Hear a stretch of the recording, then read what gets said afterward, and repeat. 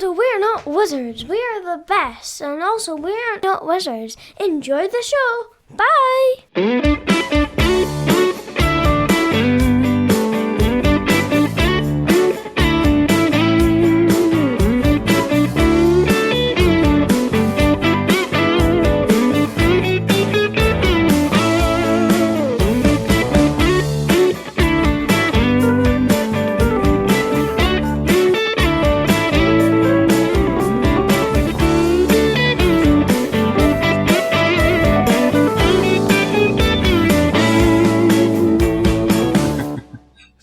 I keep looking at myself and going, I recognise Mark, but I don't know who the granddad in the plaid shirt is next to him.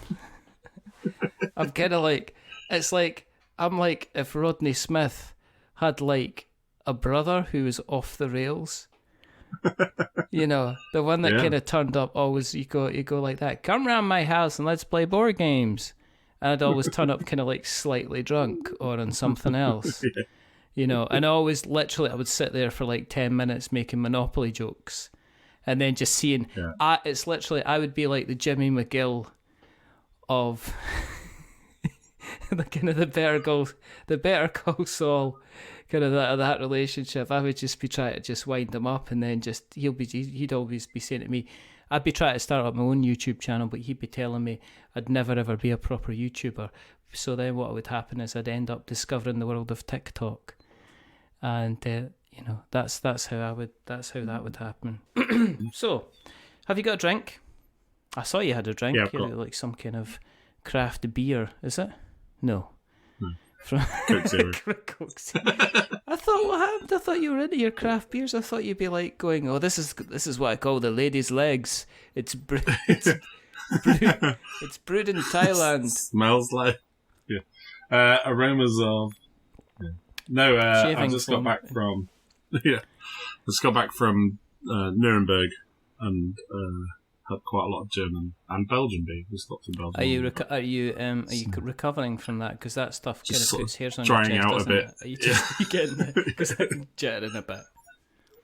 Yeah. We're going to do an intro, I think, because this is what normally happens. It's like, I thought we'd started. I thought we kind of started as well. You know. Hello and welcome to another. You know, hello and welcome to another episode of We're Not Wizards. That could be it. Joining us today, we've got the top 10 of music that you can listen to in your air raid shelter. Gather round. When the Jerry Borscht come to visit, we'll be talking board games. Are they something that ever's going to take off and reach mainstream? As we crack open our favourite copy of Monopoly. Yeah. Hello, my name's Richard. Welcome to We're Not Wizards. I'll be your host for February. There's no reason I'm singing that whatsoever. It's just absolutely ridiculous. I'm joined tonight or today or tomorrow, just depending on when you're listening. I'm joined by a man who it's been far too long since he's been on the show.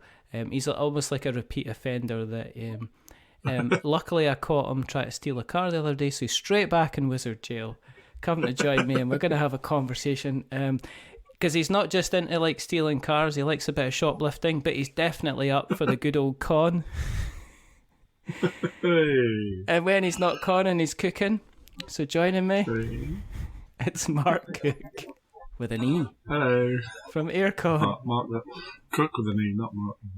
Is it not? I thought it was E's on both of them. E's on both of them. Is that why that's why my emails haven't been getting to you, because it's been no, that's something else. Something I've done. Marky.cookie. Marky.cookie. Yeah, when I used to one of my old jobs, that was my little I used to have to do a lot of like training and standing up, and then you know, you come up with just like repeat little jokes because it's different people that you're training every time, so they don't know that. Yeah, you're not a spontaneous comedian, and so I used to use that joke all the time. Oh, my name's Mark Cooke. That's with an E, not on Mark, but I'm Cooke. And then, but all the other people in the room had to listen to that joke, you know, like 5 or 6 times a year for 7 years. And I started getting mail addressed to Mark E. Cooke without him. they all kind of got together to be like, look, let's show him how tedious this joke is. And all my mail started coming to Marky Cooke. I could show you tedious. I'm just surprised that Watch It Played's not got an E in the end. Yeah. I'm just surprised, okay, and this is just a quick aside, I'm just surprised it's not Watch It Plaid. Watch It Plaid. It should be. It should be, yeah. But we are doing Pladder Day Saturday. I don't want to know. Right, I've got a couple of questions anyway. First of all, thanks for listening. If you're listening for the first time, the reason that we do this is because, honestly, I kind of like speaking to people and I like the attention. And so doing this podcast, I get to speak to wonderful people and people like Mark. And also when I put the show out, I get to go look at me, witness my works, all ye mighty in despair. And the second reason is because Airecon is literally 4 weeks away. So it's squeaky. Tomorrow. It's over. It's still over 4 weeks away. It's on the 9th to the 12th of March. It's the you're kind of wrecking the whole production thing because by the time I release this, oh yeah, it's not live. I'm not like you on your little Facebook group when you used to hang about and do kind of like your quizzes and that and be popular and have lots of people join in, which you stopped doing, which I was sad about. And I did remarkably badly in that, didn't I? I think I was bottom of the league. Yeah, you might have been. I might have actually been absolutely dreadful. You've probably got it written down somewhere. I've got it. I've got the board somewhere still. Have you? In here. Oh. Yeah. That's good to know. I kind of kept it. It's I good. kept it because I thought it was a nice thing to have. Oh, it's good to know you just can't be bothered tidying up. Well, it's just like, when are you going to tidy up that board, Mark? Oh, it's just nostalgia. But it's 6 foot high, so what do you care about? And who are these people? I don't know. So anyway, Airecon's coming up 9th to 12th of March in Harrogate, land of the gates, land of the Harrows. Couple of questions for you, right? First question is, since your convention is all about board games, why is the background of the Airecon banner sweets? I don't really know. So we started many years ago. I think at one point I had an idea, instead of numbering them, like most conventions go with numbering or years or whatever, Airecon 1, Airecon 2, Airecon 3. And I said to Ben, I remember we used to work at the same place, and we just happened to be kind of passing in a stairwell, and I went, Ben, should we just go with like the Pokemon thing instead, and we'll make it like Airecon Blue and Airecon Yellow and Airecon Gold and all that. Yeah. So we went through the Catan resources, I think, were the first 4. So we had like wood, and sheep, and wool. So if you look back, Airecon sheep would have attracted a whole different type of audience. Shepherds, probably. Yeah. Where's the open shepherding? I'm here for the dog. I'm here for the dog trials. And the wool. We've got Watch It Rounded. And the extra wide wellies. And the Velcro suits. And you've brought none of that. Just got bloody board games everywhere. So that's all it was. And now I just sort of think of a random thing. And I was kind of hoping that we could get someone to come and do Pick and Mix this year, but we couldn't in the end. So it just ends up being a bit random, and it's sweets. I'm trying to remember what it was last year. You're trying to remember. He's staring. For the people who obviously it's not a visual podcast. Mark is staring at the ceiling, in the kind of hope that the rays of memory. Are you getting there? Are you getting to that point now where you walk into another room and you go, I have no idea what I'm here. Well, I don't even know if this is my house. Just kind of like, whoa, I've just forgotten. What's my name? I do usually know that I'm in there for a reason. Like, I usually do go somewhere with purpose. Yes. And, I did it earlier. I kind of went out the room with purpose of like, something. Yes. And then just came back with something else that I didn't go for. I didn't have to go back. Why have you got that? Get myself a drink. You know what I mean? Come back up with the ironing board. Yeah. It's like, what am I doing? Yeah, so I started using, I use Notes a lot, like Google Notes. I've started using keep.google.com is my friend. Just, you know what I mean? Just like, I get to the point, I think it's just going to be like, breathe in, breathe out. But I think that's an automatic thing, so it's fine.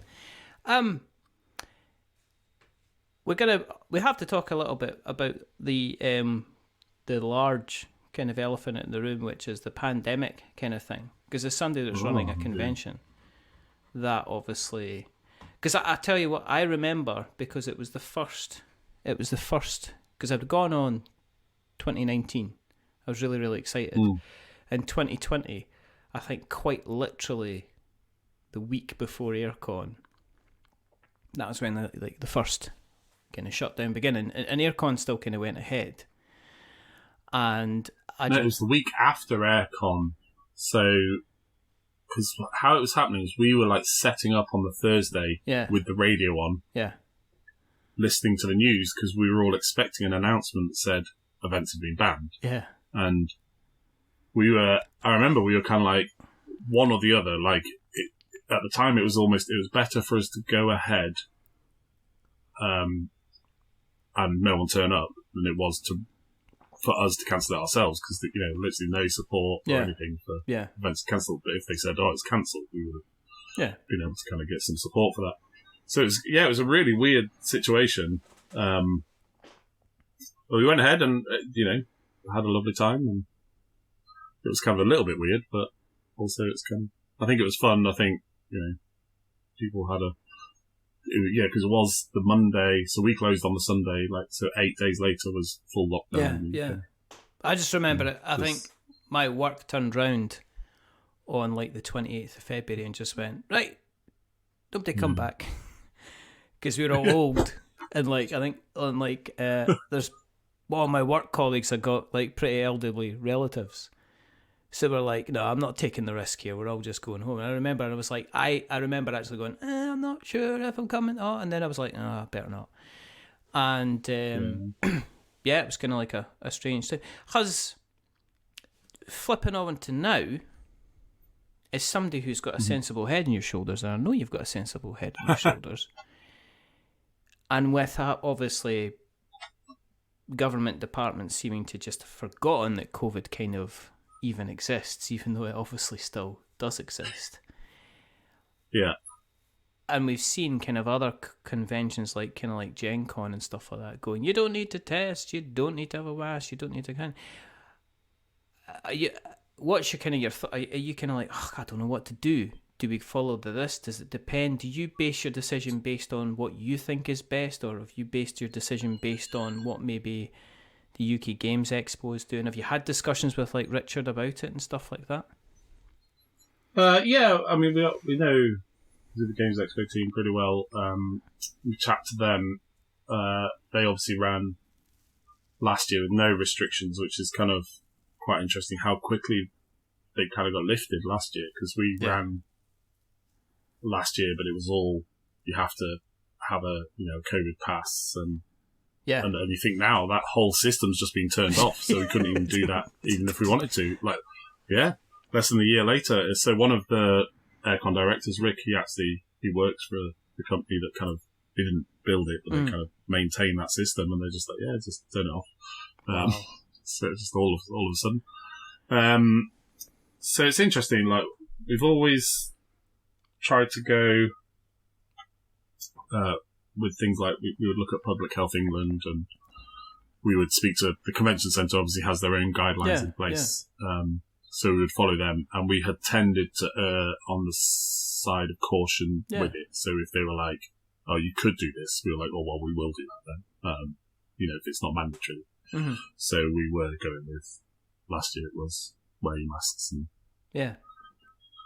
have your COVID pass and things like that. We had a few people that weren't very happy about that, but we're never going to please everyone. But this year it's like the infrastructure isn't there. So even if you said, look, we need to run as safe a convention as possible, it's like there's no backup there anyway. You'd be back to like getting everybody to fill in some kind of Excel spreadsheet and stuff like that just to confirm it, which seems... Yeah. Well, it's even things like tests you have to pay for now Yeah. and stuff like that. So it's really quite tricky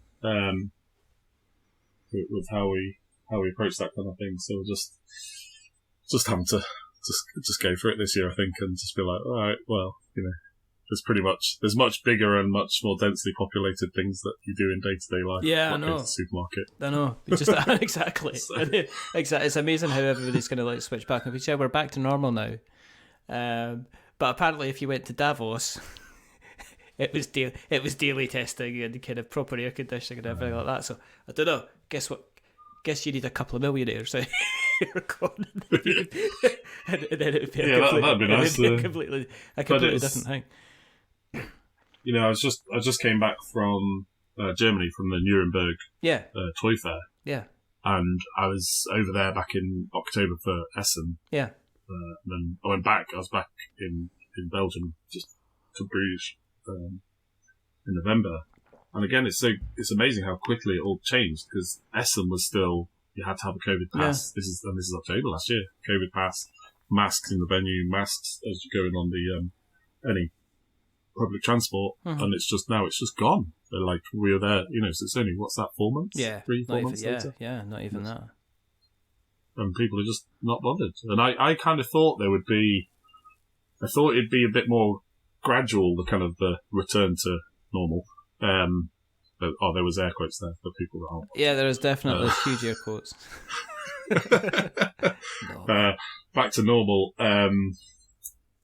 But it just seems to have been like everyone's gone, yeah, no, fine. I know. Let's just kind of forget it happened and move on. Yeah, it's like, oh, that's so 2020. Yeah, that was weird.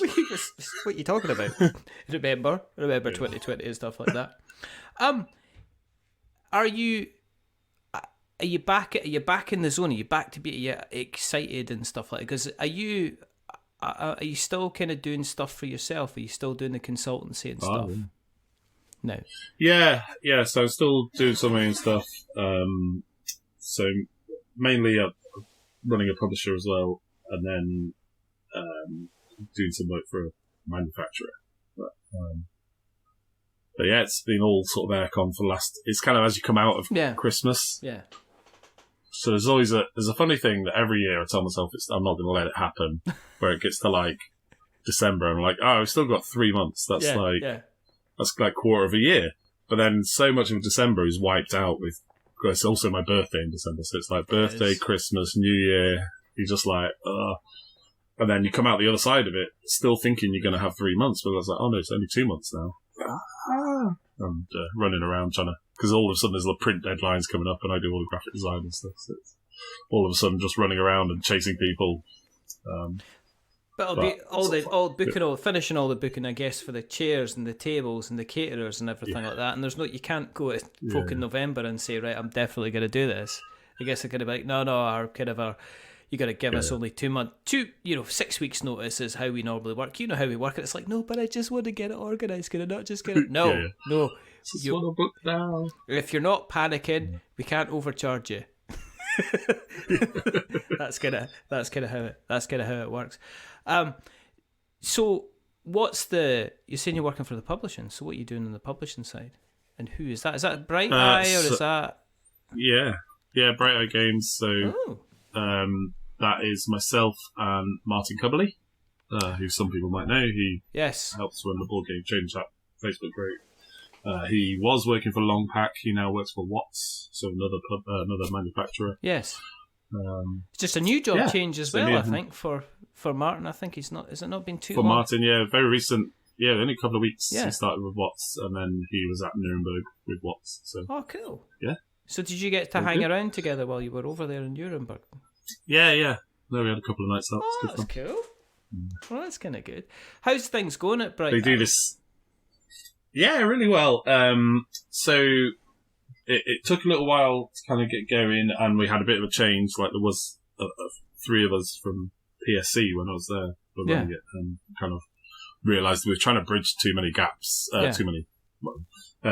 and do too many different things. So we decided actually it was all very amicable, but we decided it's better if PSC stays as PSC, and two of them stayed with that, and then I went with Bright Eye and then brought Martin in at that point. So we've just been sort of trying to consolidate and get like, well, where are we at? What have we signed? What do we need to do? So we obviously, last year was pretty much all about Core Quest and the retail release of that, and then never heard of it. No, it's some guy in Huddersfield thought we'd have a go at a game. Yeah, I'm just helping him out, really. I've heard about that. No, and then so we've got a couple of new releases coming out this year. We've got Battle Dental, which should be set in the Core Quest world, but it's a bit more grown up. It's like a 2-player abstract game. Oh, cool! Where it's the players play the Gum Goblin and the Tooth Troll, and this is the game that they play in the depths of the Hudders dungeon whilst they're waiting for brave adventurers to come in. All right, okay. And it's played on a board that looks like a human jaw and all the bits are pieces, and they're kind of moving around trying to get the teeth out.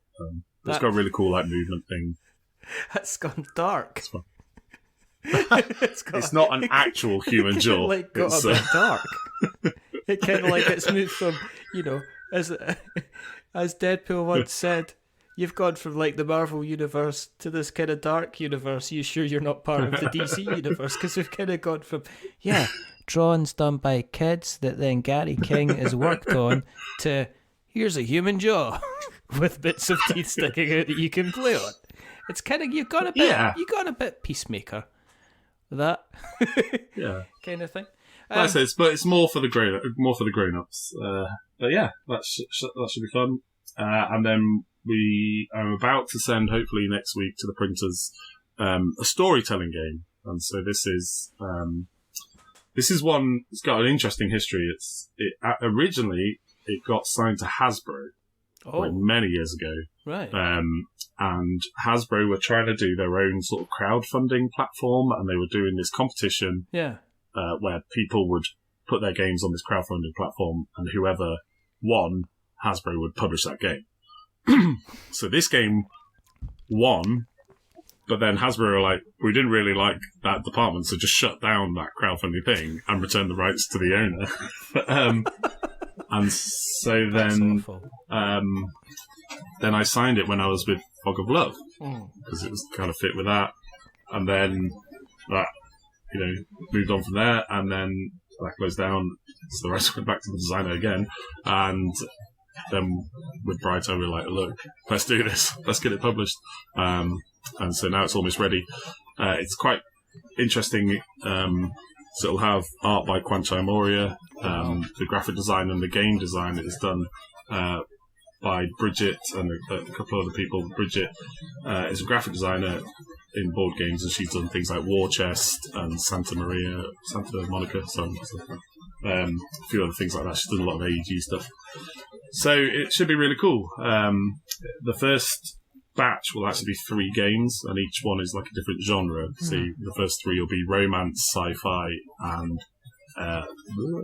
detective. And each one is a standalone game. It's 4-player. You have 3 decks of cards that are people, places, and things. You build a hand of cards however you want from those 3 decks. And then you have kind of tokens. As you tell your part of the story, you play cards down in front of you. But you can use cards that other people have already played. And when you do that, you put one of your tokens on their cards to show that you've used that card in your story. Okay. And so the story evolves as you go. At the end of the game, there's a thing where whoever has played the most cards gets to tell the ending of the story, but whoever has used the most tokens, therefore used other people's cards the most, becomes the author and gets to name the story. All right. But the cool thing is that you can just mash them together, so you can make detective sci-fi and therefore tell Blade Runner if you want, or make a romance detective. But it also increases the player count by 4 each time you do it. Yeah, yeah. Has the had the situation in regards to manufacturing and shipping from China, did that have a kind of a bit of a hit on? Are you a bit further back than where you would have been if? Yeah. the transport and manufacturing thing hadn't kind of been a bit of a pain in the arse, to be perfectly honest. Yeah, it had a huge impact, and I think there's a thing where people still, well, certainly some players think that, you know, board games are really expensive and people are just taking the mickey. Yeah. But actually, it's a pretty low margin compared to a lot of other. I used to sell Oakley sunglasses. Yeah. And the margin on them is ridiculous. They would cost somewhere around $1 to $1.50 to make. And wow. They sell them for 70, 80 plus pounds. So actual sort of profit at the publisher end is quite small, and then when you shipping went from somewhere around 40 to 50 cents for a copy of a game to around $3 to $4 a game, and so just in a really short space of time. So it wasn't even like you could prepare for that. It was, we know we told you this last month, but now it's 4 times the price. Sorry.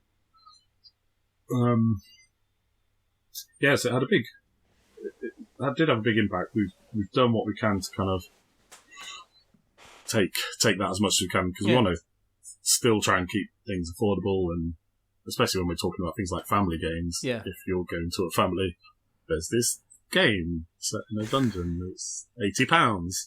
No thanks. No. I think the good illustration of that was, and you've probably seen it on the board game chat group that you're involved in, is when somebody posted about HeroQuest on Amazon, and HeroQuest was down from about £80 or £90. It usually goes for a ton, goes for a clean 100, and it was down for £40. And I don't think they've sold out so quickly. I used to go into like the game, and Game seems to be selling a lot of board games, and they literally had the same rinky-dink copy of HeroQuest that had a couple of ding and dents where it's been sitting there for months, and yet people were like snapping up these kind of HeroQuest games. So I think some people, depending on the kind of the price, but I guess on the flip side, personally, I don't think there's enough education out there of the consumer about actually how much a typical board game kind of costs. Because I do think, and I think you touched on this yourself, that, you know, a game that maybe costs like 40 or 50 quid, it could be the case that produced that game, it's up there at, 25, 30 quid. But, including once you get it shipped out, manufactured and stuff like that. So the retail margins are really, really kind of short. So they say, like, it's like, I see this, obviously you'll see this on Kickstarter as well, as like games that are making, and this was the perfect example of last year, where games that had been making kind of 6 figures, when the shipping crisis hit, they all turned around, a lot of them turned around and went, guys, we're £250,000 in the red. We can't get these kind of games to you. Yeah, no, it's been tough, and you only have to look at some of the companies that have been going under. Unfortunately, like it's happening to retail stores all over. That's not just restricted to board games. Like it's just tough all over. But certainly in board games, lots of retailers going under. Unfortunately, a load of publishers that some that you wouldn't think of, that are just like, either, like you said, they're kind of cap in hand. Look, if we don't get a bit more help, we are going to be gone. Or others that have just gone. There was another one with Big Kid Games or something. Yeah. And also, I see that places like Asmodee and things like that seem to be shutting down places. Mm-hmm. Pearl Games? Pearl Games just the other week, and I was like, damn, they were making some damn good games, and it just seems look, it's beyond this. It's somebody's bought the company, we became part of the Asmodee portfolio, and now they're saying we're not going to be financially viable, which is a great shame considering some of the stuff that we're kind of putting out there.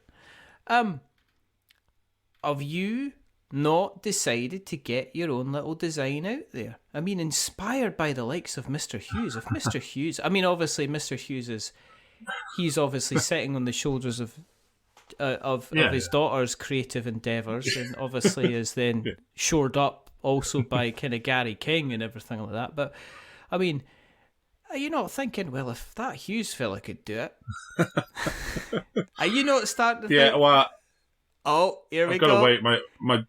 My daughter's only 5 at the minute, so by the time she gets to 8, and I can start. No, now I have a few ideas for ones, but I just don't have the patience to go through all of the. And that's why I'm so admiring of game designers, the patience it takes to go through all of the prototyping and the refining and all of that. I often, when I'm getting involved in games, it's like they've been working on it for 2 years or something, and then they bring it to me and they're like, what do you think of this? I'm like, yeah, it's fine. It's just the crush, and I just don't want to subject myself to that. I know. Is that what happens if I spent all that time in it and then just somebody turned around and said it wasn't any good? Yeah. Or fundamentally terrible. I have got a couple that if I kind of, and not surprisingly, they're both about beer. So one is actually about sort of running a little craft brewery and putting beer out there. It uses, have you ever played Gentes?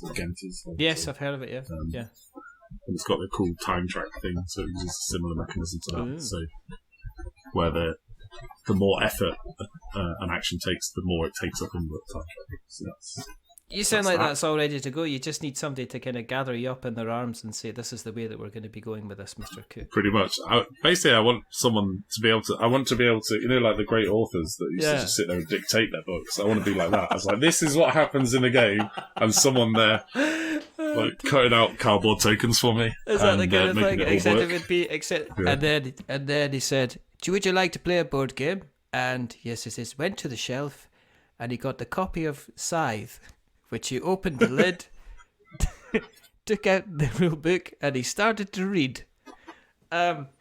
Jamie's on the show soon. Yeah. He might listen and go, I'm not coming on the show. I think he's coming on in he's coming on in a week or something like that. He's going to talk about his new shiny game. And he's also, I think he's restricting the amount of time he's going to give as well. Would you? Oh, really? Is it Expedition?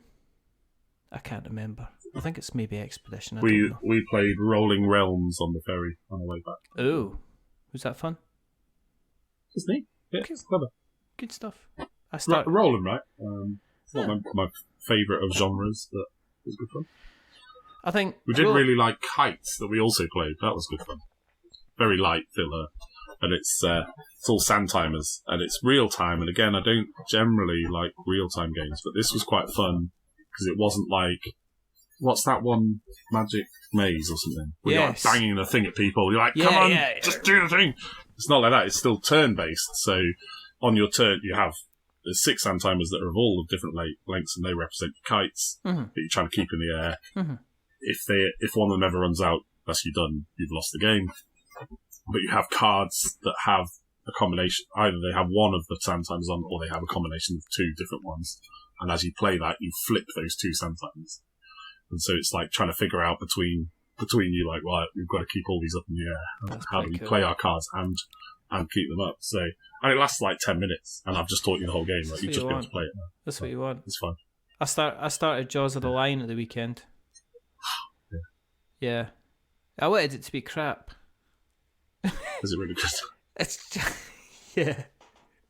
Do you know, it's like you get somebody says, but if you get the bacon, and then you get a little bit of chorizo next to it, and then you give a touch of kind of like maple syrup on top, and then you put it on the bagel, and you go like, what? No, and then you try and you go, oh, this is actually really, it's actually really a surprise. Do you know you play a game, and you get this moment, and you look up the person that you're playing with, and there's this kind of eye contact to say, oof, this is kind of better than we expected. And there was just a point where we're only playing like the first couple of missions, and where there's no dice, so it's not randomness. It's like, I'm going to hit this person for 2 all the time, but then I've got this modifier card, and it tells me if I'm going to miss.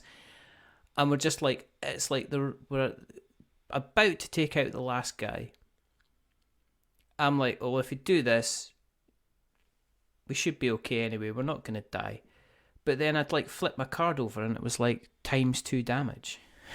And you're just like, yes, last hit in the game, smack your face, you're out of here, double hit. You just got like little thing. We're just like, well, this kind of works like kind of really, really well as he wobbles the microphone. So that's, yeah. So I'm kind of looking forward. It's one of these games. It's like I've committed to actually playing as much of it as I possibly can, because I do this. I get games and then I just kind of don't. You don't, especially when you review them. And it's nice to commit to a game and just kind of play it all the kind of the way through. But back to, it's 38 minutes in. Let's talk about the reason that we're here. How's Rodney? You've been speaking to him. This is the interesting. With him coming over, has he turned into kind of like one of these kind of friends? Are you pointing at Christmas cards? Have you passed that kind of point? Are you getting video calls and Yeah. We use Telegram mostly to chat, and he's probably the only person that I chat to on Telegram. Everyone else is on WhatsApp, but yeah, no, or you can do these little like video. Like you do voice notes, you do little video notes, and so oh my goodness, send them back and forth. Oh my goodness! It says like, is he going to be staying at the house again? No, we're all going to go and stay in Harrogate for like the Wednesday night and go out for a meal together. All right, and then is he just toughing him off to the hotel? Yeah. I think it's just a bit different because there's so many of them now. Because when he first came over, it was just Rodney. Yeah, and there was obviously 6 of them. So I don't think we could fit 6 in our house. So who's coming over from the Watch It Played gang? All of them, yeah. So it'd be Rodney, Chaz, Monique, Naveen, Paula, Matthew. Wow. Yeah. Oh, awesome. All together like a crew. But that I seem to be noticing this a lot. It's like you got the Watch It Play crew. Obviously, the Dice Tower crew have been going round, but I see that Rahdo's rocking up for a crew, and I'm starting to think we're going to end up in that situation like Anchorman, where you're all going to meet at a convention, in the car just park. Get the dice out, and it's going to be like Tom Vassell, he's going to go, "Hi there, sports fans," and he's going, "Oh, look, it's Smith." And there's just going to be that kind of interaction. I just like to see. I just wonder. I guess it kind of then takes us on to the next question, right? In a rumble, right? And we've got Watch It Played in one corner, right? Here's the thing: are the brothers Murphs? Did they not? Are they BGG, aren't they? They do BGG stuff. And there is a BGG crew really as well. There's a kind of a BGG crew as well. I don't know. I think if they rocked up, I think they would be. They'd be the ones to watch. They'd be like a WWE kind of tag team. Well, they even have a uniform. They have all the. Have you seen them at the convention? The BGG team have the big American football jerseys. I'm just trying to think because. You've got kind of like on Vassal's side, you've got Vassal, but you've got Mike Delisio. And I think Delisio, and I've met Delisio, and I think with that kind of Italian background, I think he could fight. I'm not going to say he's going to fight clean and fair, as long as the ref's looking. And I think as soon as the ref turns his back, he's going to be giving it kind of like dirty licks across the back of the head and stuff like that. Sack of oranges out and. I just think he's going to go. I think he's going to be putting meeples in a sock and stuff, or putting Frosthaven in a bag and just going around kind of swirling around a bit. But anyway, that doesn't answer the question. Is in the terms of a big fight, who do you think is going to win? You see, I think Dice Tower have got the numbers because there's the main crew, but they have a lot of contributors, don't they? And a lot of, even Hughes is on one of them, isn't he? Is he? But then I don't know, because Maddox is on there as well. Ben Maddox. We're all dropping these names like everybody would expect. I'm talking about Ben Maddox, 5 games for Doomsday. Happy birthday, 5th year of recording. Oh yeah. He's done it, I've got to say, big shout out to them. He's a lovely, lovely man. I don't know, he'd be on the Dice Tower crew, but would he? I don't know, I'd have to question his loyalty. Well, you see, that's with Dice, with Watch It Played, I think you've got a solid bit like with Rahdo. That's the core. They've got the core crew. But like Dice Tower, you'd be like, oh, here's this guy who does once every month a podcast about the colour of meatballs. I don't think you'd allow him in a fight. I think what he'd do is he'd stay on the outskirts and see who was winning before he jumped in. I think that's what Maddox would do. I think Ben Maddox would stay on the outskirts until he's seen who was winning. And then he goes, I'm going to jump in and mess you up. And that's what he would do, So, do you know, Ben and I have started our own event as well. What's that? It's like it's an Essen event. Really? It's called... Yeah. Is that Essen? It's not an Essen.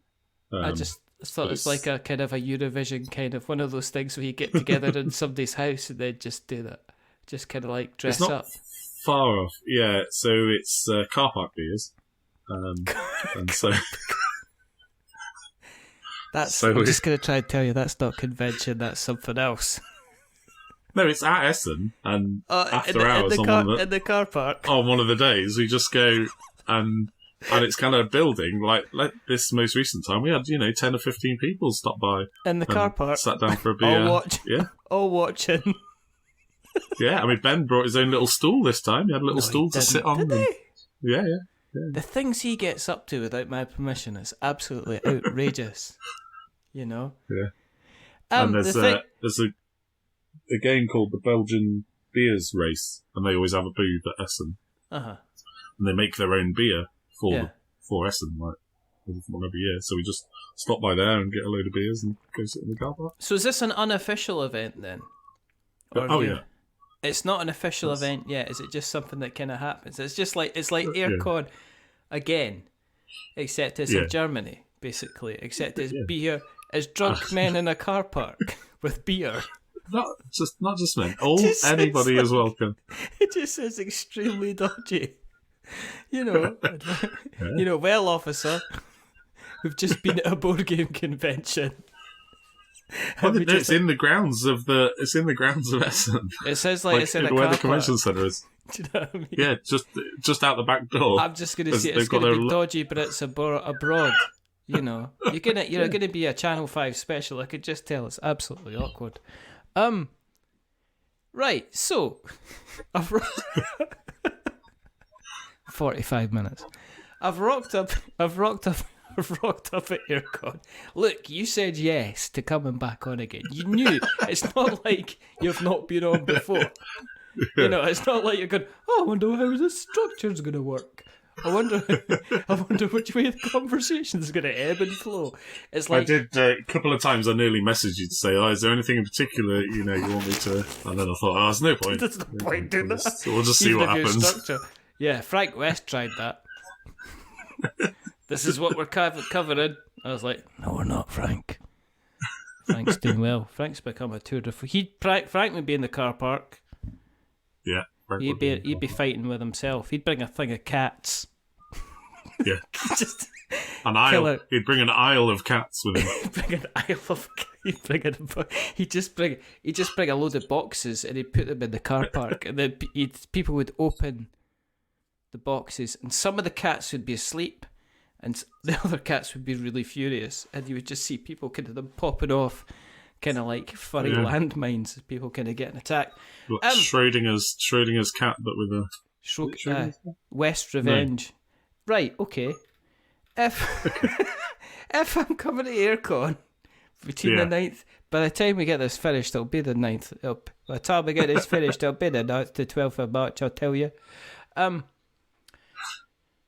What can I expect to see? There's going to be the bringing by. From what I know, there's going to be the bringing by. Yeah. Okay, there's going to be tons of tables for people to be able to borrow. They're going to be able to borrow games from the library. They're going to be able to sit and play with their friends. There's going to be your food truck, so you're going to be catered for.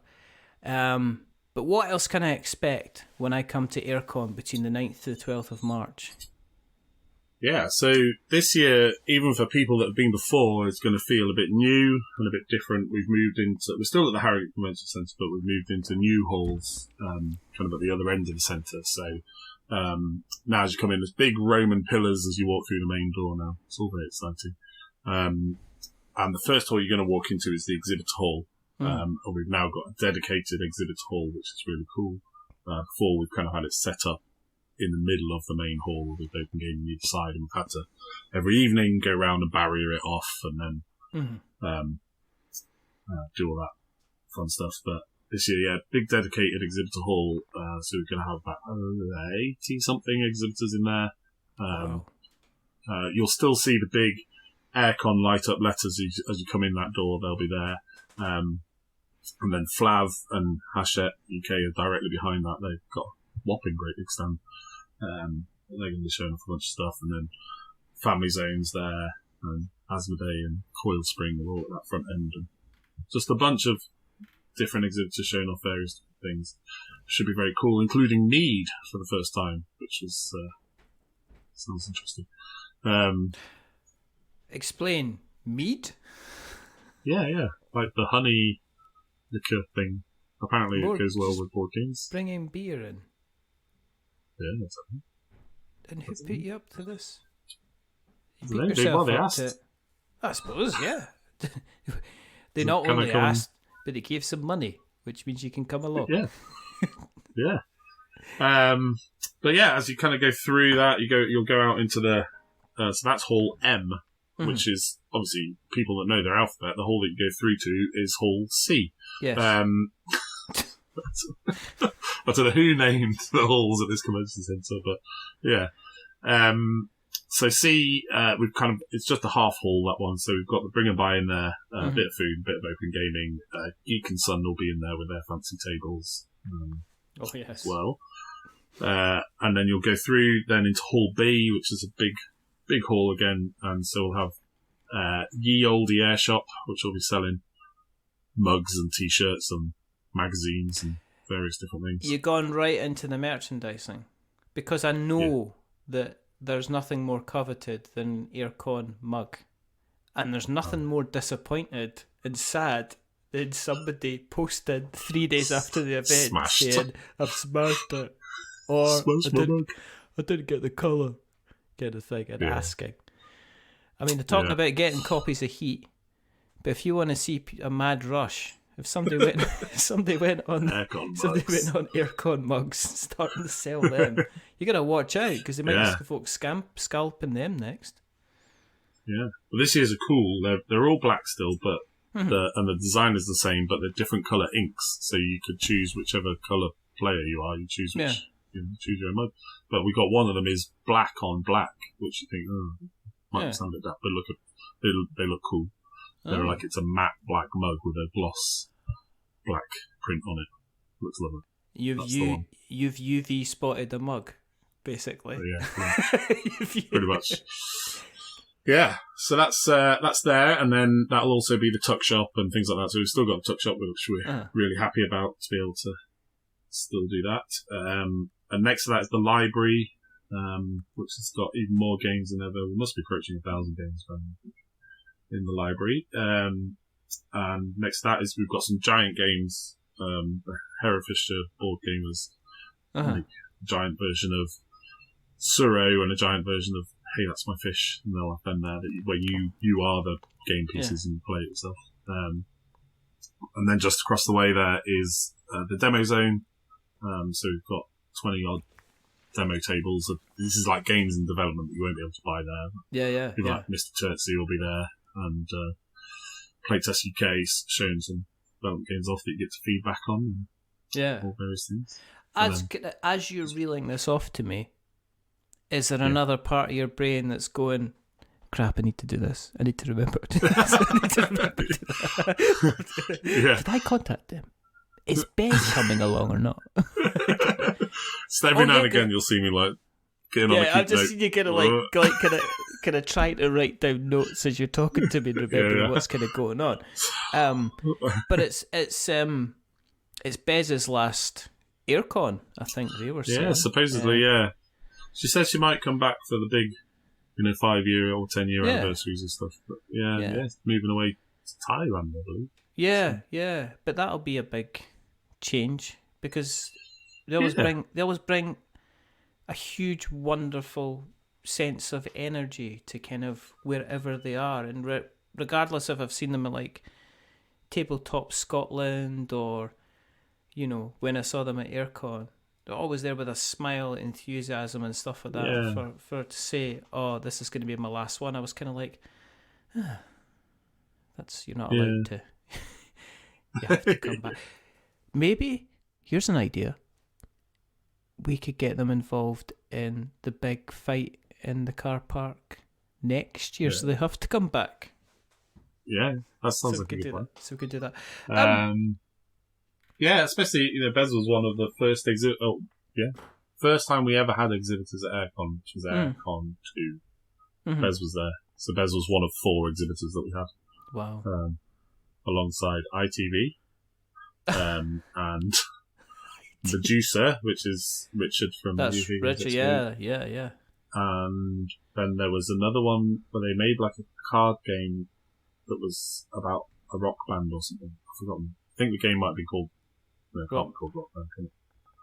Maybe. Video game. That'd be the big plastic instruments. There'd be like a scene thing from Activision kind of going on.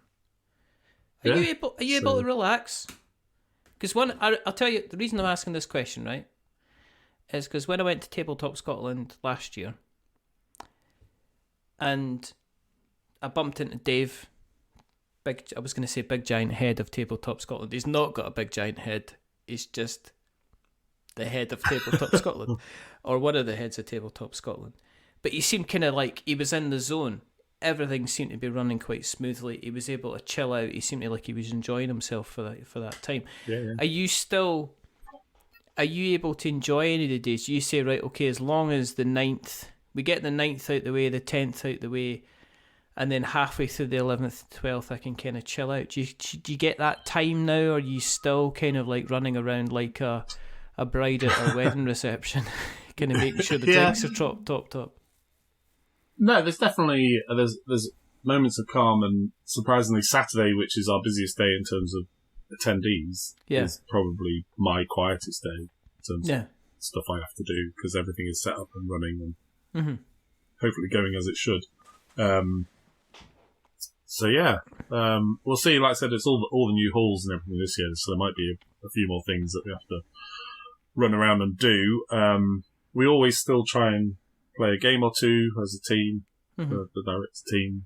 Usually it's after hours, or it's after last year we tried to play Sagrada after we'd finished Packdown. It's not the most complicated of games, but we were just sat there just going,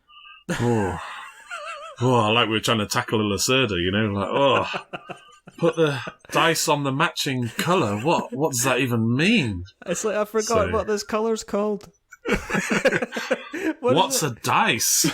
Is it blue? Is this what blue is? I have no idea. So we still, and we get loads of enjoyment from just walking around and seeing people having fun. It's the thing. Because we set it up originally to try and play more games, and then that's what I was going to say. It's like somebody. It's like somebody that's like, "What do you do?" I work in the pizza shop, and I was really good at making pizza. But then what happened was the guys that owned the pizza chain thought I was so good at making pizzas that they made me area manager, and now all I do is spend my day in a car driving around, and I'm not really good at driving. I'd like to point that out. And I'm not really good at numbers. I'm not really good at figures. And I'm not really good at management. However, I can lay you out a 10-inch pizza like you wouldn't believe and have you thinking you died and gone to heaven. But now it's like, But are you getting to the point, or could you get to the point where you would kind of like step back even further? Like you would bring people on. I mean, I'm guessing that you're still running with kind of like the original crew. Yeah, pretty much. We do sort of slowly bring people in as things. We're still very much involved in pretty much all aspects of it, and I still do all the do all the graphic design and all the hall layouts and booking all the exhibitors and planning the events and stuff like that. But sort of gradually we'll bring someone on, or they'll come on board as like a volunteer, and then we'll be like, oh, they're pretty good at that thing. Yeah. And then just sort of slowly give them a bit more responsibility. So we have Anne joined us very early, and she sorts all the volunteers. Yeah. My mum comes in and she runs one of the halls and the tuck shop and all that kind of stuff, and just goes and does all the buying for that, so you don't have to worry about things like that. Ben has to pay bills. So slowly as we get there, I think obviously pandemic and COVID and stuff probably sets back a couple of years. But it's getting there. We're able to sort of give a bit more of our time to it, which is good. I think and I was sort of chatting to someone about it recently. I think it's why you don't see many conventions of this kind of mid-size, is because it's big enough that it's a lot of work, but it's not big enough that you get paid enough to do it full time. Yeah. So that's why, although Airecon is probably certainly second, third biggest in the UK, there's a massive gulf then between Airecon and Expo, which are 20-odd thousand. So, and I think that's probably what it is. It's that just, if I can push through this bit, or, UK, having been to the NEC a couple of times for trade shows years and years ago, Airecon was fine for me. Yeah. Loved it.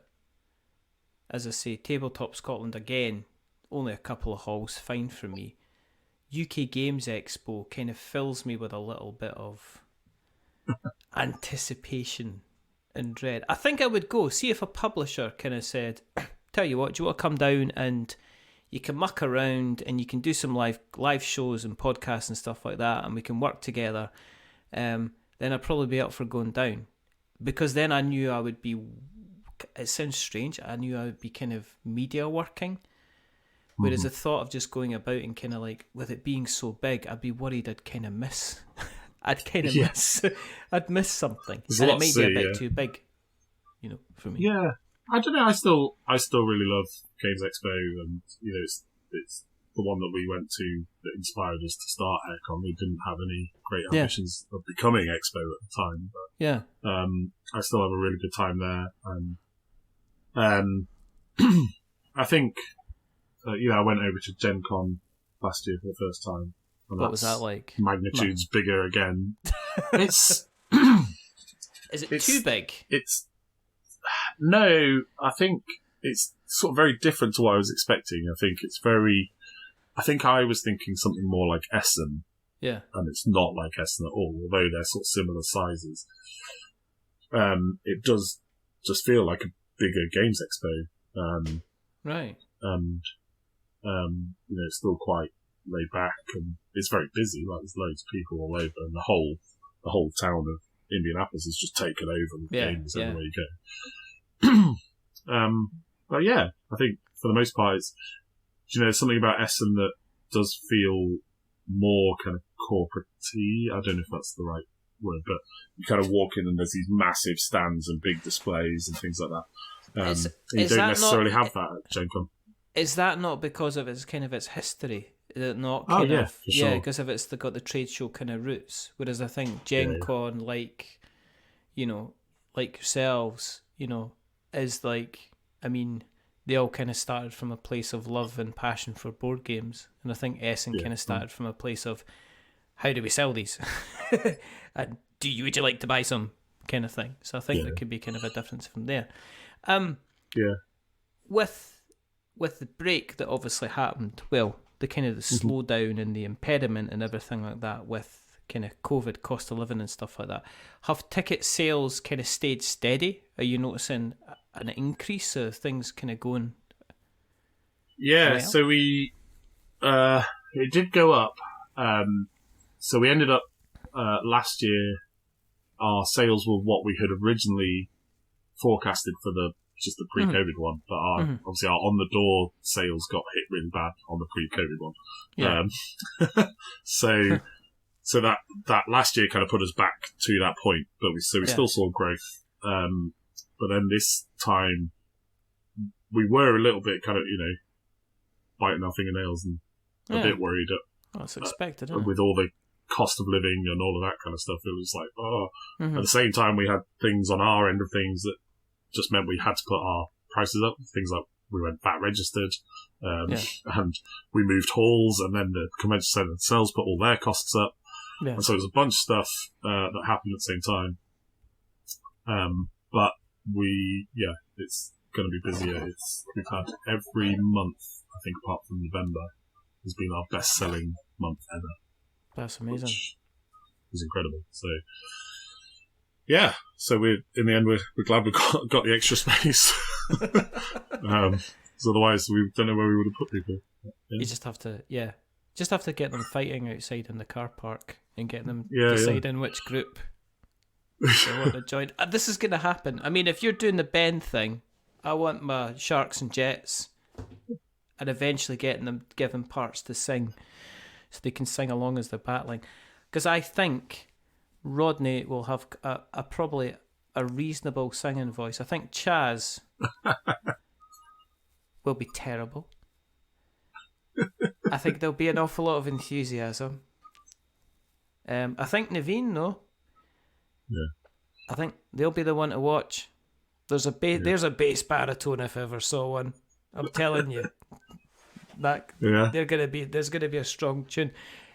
But apart from that nonsense, if people want to buy tickets, if people want to find out more, if people want to check out why the banner is a pile of sweets and go, oh, actually, it's a pile of sweets. It's one of those kind of, what do they call it? It's kind of like those things where you expect something is expected to be like it looks like something, but it's not looking like something. There's a special phrase for it. I don't know. It's a Mandela effect, I think it's called. Oh, okay. And I reckon there's a lot of people that have looked at that Airecon thing and think it's automatically made out of meeples, and they're going to go back on and go, oh my goodness, it is made of sweets. But if they want to see that, where do they go to find that on the internet webs? Where do you exist on the internet webs? Nice and easy. It's airecon.co.uk. But that's air like the river. So AIRECON. Air like the river. Yeah. It is, I know it's the river, but people aren't going to know the river's spelled like that, are they? But it's the big river through Leeds. Why wouldn't people know that? See, you're just everything's like with an E at the moment. So it's air with an E, it's Cook with an E. Mark with an E. That's why I call my consultancy is with an E. It is. I thought that was brilliant. I literally chuckled. I wholeheartedly chuckled for like a couple of minutes when I saw it, because I went, that's brilliant and funny. I actually told my wife and she went, shut up, I'm trying to watch the telly. Which is a pretty good interaction as far as that goes. Go on the site, check out the events. There's lovely little events. There's people going to be there. There's going to be lots of board games. You've got your bring and buy. You've got your food trucks. You're going to have the chance to. There's going to be impromptu stuff with the Watch It Played crowd. If you want to see how tall Rodney is, he's not. You can. If you want to see how short Mark is, he's not. It's huge. It's literally like a mountain. I had people just trying to lean on me last year and put up posters and stuff if I stood still for too long. Kind of like put a shelf next to that while you'd hold it steady, kind of thing, you know. Then go and check out the links, because we'll put the links in the show notes, so we've got notes to show. If you want to find out what we're up to, you just go to the various websites that we have, search for We're Not Wizards, and you'll find us in all the usual kind of places. Worn Out Faces, bright and early for the daily races, like all our written reviews that we have on we're not wizards.blogspot.com, and you can check out the podcast on we're not wizards.com. We've got Twitter and Facebook and Instagram and all those things. And if you like what you've listened to tonight, do us a favour and go into Apple Podcasts and give us a rating, and write us a review. The last review we had was Gabby from the Board Game Snobs. He wrote something absolutely wonderful and poetic, and I literally kind of went, oh, it's nice to be nice. So that was nice. But if you want to do that and be top of the list then you could go onto Apple Podcasts and write a review as well. That would be lovely. And if you're going to give us a rating, it's the same old joke. It's been 7 years, Mark. We've been doing this for 7 years. 7 years, 2016. 2016 we started this nonsense. So if you're going to be giving us a rating, don't give us 10 stars because it makes us big-headed, but don't give us 1 star because it makes us cry. Give us 5. 5. It takes 2 minutes on your Apple Podcast catcher of choice, or go into the Apple Podcast. Because it's average, and we're just a little bit average. But the person who's not been average tonight, or avarag, or ivrag, the man who's been avarag with an E,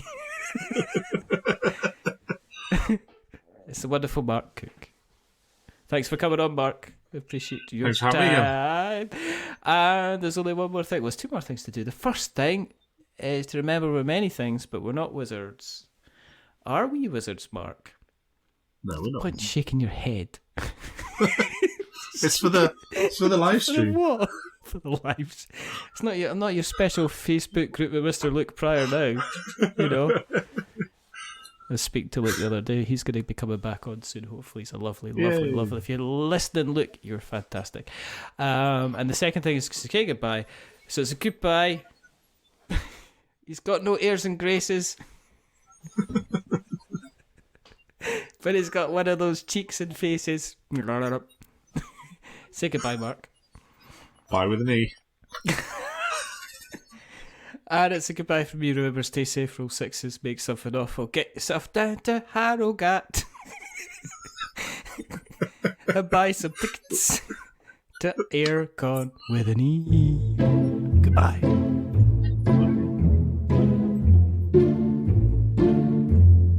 A wizard is never late.